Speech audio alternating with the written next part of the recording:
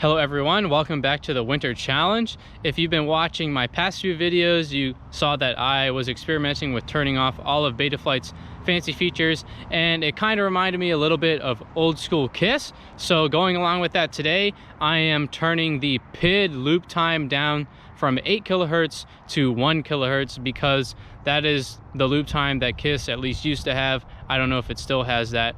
So that leaves me with 8 kilohertz on the gyro and 1 kilohertz on the PID loop, and we're gonna see how that flies.